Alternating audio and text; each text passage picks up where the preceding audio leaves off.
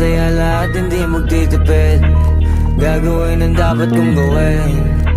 Alam ko na magagawa ko rin. Balang araw maging icon. Gusto ko kagaya ko si Idol. Malam Michael Jordan numa-score.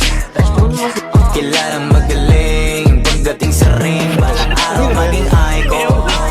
Gusto ko kagaya ko si Idol. Kaya yung tsaga ko tinatime sport. Ratrat lagi parang rifle. Huwag ka kakagat sa fake. Iwas ka sa foul. Huwag ka makampante. Ingat sa galaw.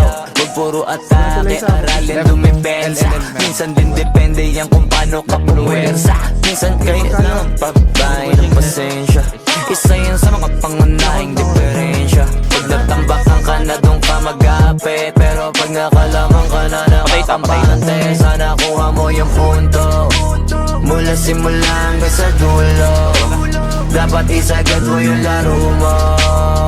Dapat lagi nakatuto kada minuto. Balang araw maging icon. Gusto ko kagaya ko si Idol. Malam Michael Jordan numa-score. Ay, patay ako.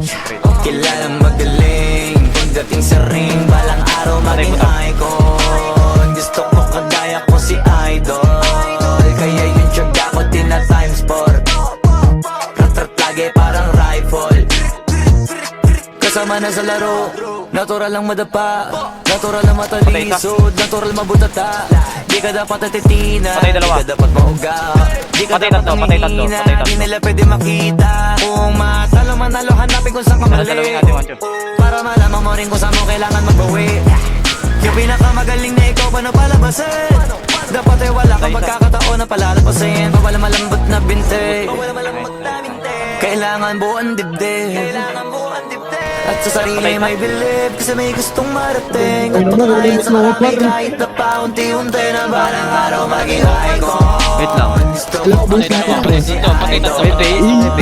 Michael Jordan numa-score. Kilalang magaling pagdating sa ring. Balang araw maging icon. Gusto ko kagaya ko si Idol. Kaya yung tsaga ko tina-time sport. Lagi parang rifle. Para tuparin yung balang araw maging icon. Gusto ko kagaya ko si Idol. Malam numa-score. Puta, si Dom na lang mag-isa. Kilalang magaling pagdating sa ring. Balang araw maging icon. Gusto ko kagaya ko si Idol. Kaya yung tsaga ko tina-time sport.